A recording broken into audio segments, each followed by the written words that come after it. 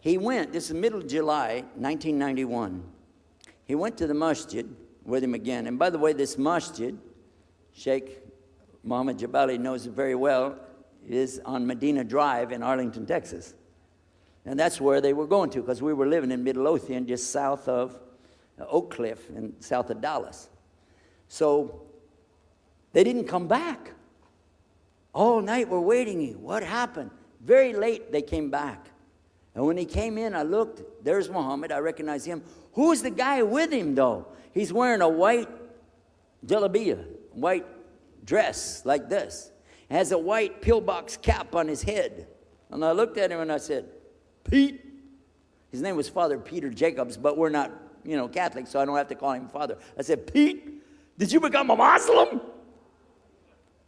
He said, Ashhadu an la ilaha illallah, Ashhadu Muhammad Rasulullah. I said, oh my God. Now I used to have cameras like these cameras right here because we had a television show called Estes Music Jamboree.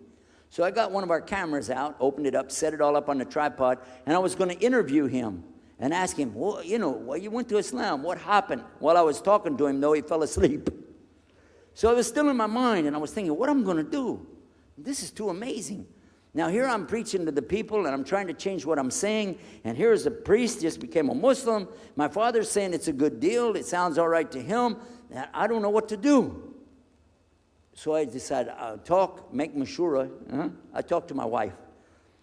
We have an apartment upstairs. We were in our apartment up there, and I'm telling her, a priest became a Muslim today. What is that? And can you imagine what they were saying about the Koran and saying about this and so and so? All of a sudden, she said, I want to get a divorce. Oh, whoa. It's not the subject, but what happened? She said, no, all this talking about religion and talking about Islam, and so I can see. I said, oh, no. No problem here. No problem. I said, you thought no, I was just observing somebody else. No, I'm not interested. Trust me. I don't want to be with those Muslims. Last thing I want to do is be with a Muslim. No way. Just put your mind at ease.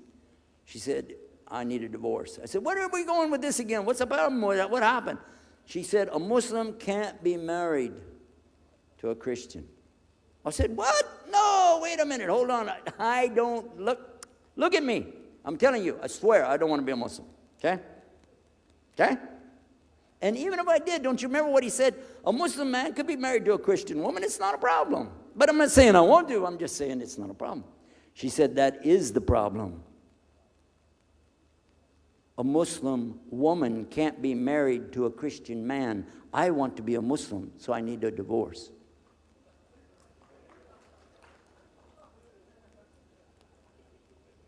I'll never forget, I was sitting right on the edge of the bed, just sitting there, and I almost fell over.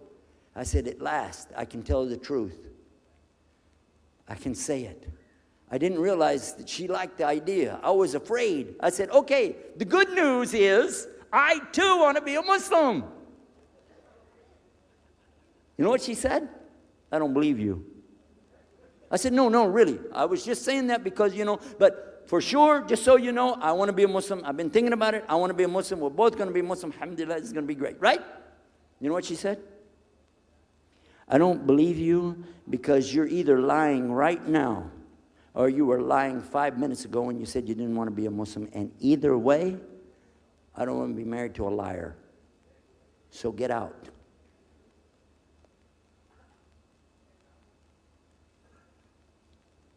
So I started leaving. I'm walking down the stairs of the apartment. I'm down to my father's part. I said, wait a minute. Where am I going to go?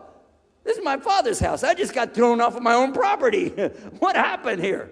So I went to get to Muhammad, and I woke him up. I said, come, you and me, we got to talk. Come with me. And we went outside the house, and we walked those country roads in Midlothian, Texas, until the time for the sun to come up at dawn. And all that time, I talked to him about what's it like to be a Muslim, how do you have to believe, what do you have to do. Let me hear all of it now, and no more playing a game. I'm not debating, I just want to know. Just tell me. Just tell me what's Islam. I need to know what I need to do. And he told me everything, and I realized this is it. I got to make a decision. This is a big deal, though. And he told me, okay, this is up to you. You have to go make a choice for yourself. I can't help you. I said, oh my God.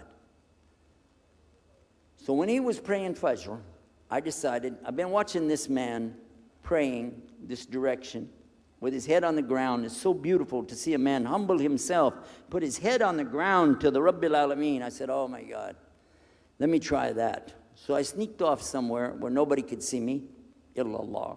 And then I found a place, a board there, you know, and I bowed down on the ground, and I put my head down on the ground on that board there. And by the way, I'm pretty good at speaking, especially in prayers. I used to make so long a prayer, they wouldn't let me say the prayer at Thanksgiving because the food would be cold. Okay? So, but I put my head on the ground, and only these words came, no more words, just this. Oh God, guide me. That's it. And I was thinking, well, I got to say more than that. Nothing. Oh God, if you're there, guide me. That's it. After a while, I sat up and I looked around. There wasn't any fancy rainbow. It wasn't birds flying around. There was no big signs from above. There was no music, angels, harps, nothing like this. It was just a cloudy day in Texas. But inside, I could realize I had to make some changes. To me, that's what I need to do. There's the problem, it's inside of me. Within a few minutes, it became clear what I needed to do, and I had to develop an idea of how to pull this off. I talked to my wife, I talked to my father, I made a bath, and at 10 o'clock that morning, in Midlothian, Texas, I went in front of this man named Muhammad, and this new man named Yahya, who used to be the priest, and I said, Ashhadu an la ilaha illallah wa ashhadu anna Muhammad Rasulullah.